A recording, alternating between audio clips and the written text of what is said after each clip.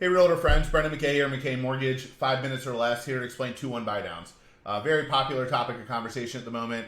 Buyers are looking for any way to get their interest rate, to get their payment down, and buydown is a good way to go about it. A lot of the explanations I see out there are making it way more complicated than necessary. It's a very straightforward product, and I'm going to explain it to you and how to make sure your clients are looking at it with eyes wide open. So here we go. Let's start with the basics. Here's kind of what the numbers look like. So this is just a hypothetical scenario. $625,000 sales price with 20% down, okay? So $500,000 loan amount. In the first, the standard rate, or at least at the time of recording this video, for a 30-year fix for us, for McKay Mortgage, is 6.99%, okay? And that's true on a normal mortgage or a 2-1 buydown. If you take the buydown option, all that happens is the first year, the interest rate is 2% less than the full rate. And the second year, it's 5.99%, okay? So it's 2% in the first year, 1% in the second year. The other 28 years, it goes to 6.99%, okay? So you go about this, hoping that in the first 2 years, interest rates go down and we end up refinancing permanently into a 4.99% or a 5.99%. But obviously, I'm explaining to clients, there's no guarantee of that happening. Take the 2 years of a softened payment, but know that this might be your payment eventually, and you need to be ready for that. Okay, so that's kind of how I advise clients on it. Now, looking at this, it's like, well, of course, we'll take the lower interest rate. It doesn't quite look like that. There's no free money, and what happens is that the lender does a calculation. They say, how much interest are we going to lose in year one, and how much are we going to lose in year two, and total that amount up, and then have it paid for at closing by the seller. The seller has to pay for it. The buyer cannot pay for the interest buy down, okay? And at the time of recording, the market is softened in most markets, and that's something that's possible that wasn't before. It's not a calculation you can easily do without an amortization schedule or a handy 2-1 buy down calculator like this. Here's the loan amount, purchase price, 6.99% the interest rate, and it spits it out, 1.865% or $11,653. You can see it's going to vary depending on the interest rate and the loan amount. So it can be kind of hard to buy ballpark. If we put in 7.5% or if we put in 600,000, it's going to change. So keep that in mind, okay?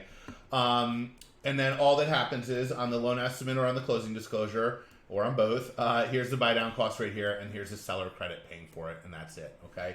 Now, this is the most important feature. What happens is this money, the lender takes it and puts it in an escrow account, in a separate buy down escrow account.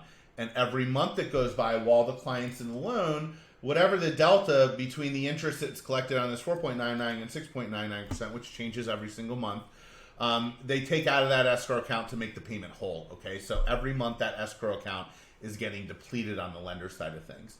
And what is most important to know is what happens to that money if the loan is paid off in the first 2 years, right? If the buyer sells the house, or in the more likely event, they refinance, right? What if interest rates go down over the next 2 years and you want to permanently refinance into a 4.99% or 5.99% or something like that, right? Like, that money should come back to the buyer.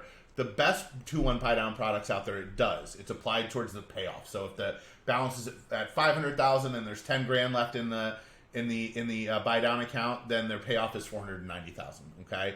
Now, but some of the other ones, the lender keeps that money. It's very important. That's the one question that your client should be asking, your buyer should be asking of their lender. What happens if the loan is paid off over the first 2 years to the escrow account money? That's the dividing line between which of these products is good and which isn't. And the other thing to know is, this is gimmicky. It is, because the buyer could do this themselves. It's not a bad gimmicky. But there's nothing stopping the buyer from taking this $11,654 in seller concession and pocketing it and starting their own escrow account and depleting it every single month, other than the fact that it's a pain in the ass.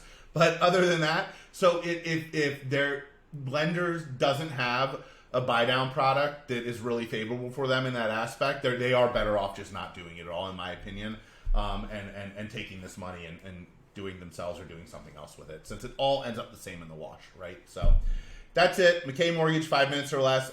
If you have any questions about buy downs or anything else mortgage related, feel free to shoot me an email or drop a comment in the video below, and I'd be happy to help you. All right, take care. Bye.